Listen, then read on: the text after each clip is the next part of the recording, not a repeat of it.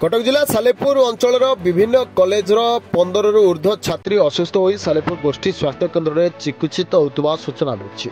सूचना मुताबक कटक जिलार सालेपुर अंचल सरकारी बेसरकारी कॉलेज 15 रु ऊर्ध्व छात्री मान पेट कामुड़ा सह बांति हो हाथ गोड़ लाठी हो सूचना मिलता।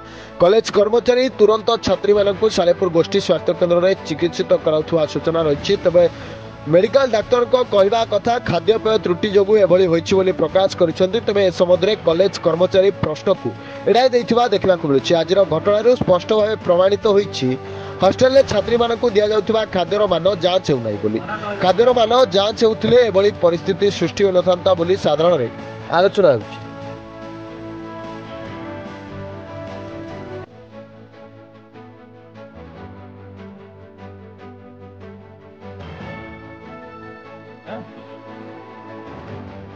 मेनली तांकर आसुचंती जो माने बांती पेट कामुड़ी रहउची सेइथपई आसुचंती। तो मेनली खाइबा पत्र रे असुविधा होची तांको हॉस्टल रे में भी सेइथपई आसुचंती। एक्यूट गैस्ट्राइटिस रे आसुचंती। आउ बहुत जनकर दिनचर्या एगुड़ाक सब खाइबा पत्र रे प्रॉब्लम रहिबा जकू ए सब होची। आउ बहुत जनकर भी मेंस्ट्रुअल साइकिल ठीक से होउनी। से माने पिला माने जानि पड़नांती अवेयर नांती से सब विषय रे। कॉलेज रे भी तांको शिखेबा कथा से सब विषय रे। घरे बापा मां सहित कंसल्ट करिया कथा जहाँ कॉलेज रु आसिलेनी से माने मेनली खाइबा पत्र रे असुविधा रहउची।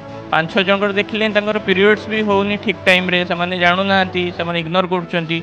ए सब कारण रो आछंती। आ स्ट्रिप देखंतु दुर्बल हेले भी आपनक बॉडी रे सोडियम पोटेशियम मात्रा कमी गले भी एमिति स्टिफनेस आसे। बुझि पले दुर्बलता पई भी आसे। खाइबा पत्र ठीक न हले आसे। आउ राति रे किसी अनाबना खाई थिबे सेइथपई गैस्ट्राइटिस हेकी भी आसे। अवस्था एबे ठीक अच्छी जो मैंने आसछंती एबे ठीक अच्छी स्टेबल अच्छी किसी असुविधा नहीं। तो जन रु एभव देखिले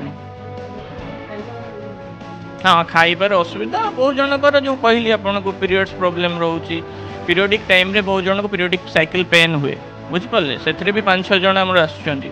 मो केवल खाइबार प्रॉब्लम राति रे खाइबार असुविधा होची बोलिका से माने खाइबा राति रे खाइबार असुविधा नियत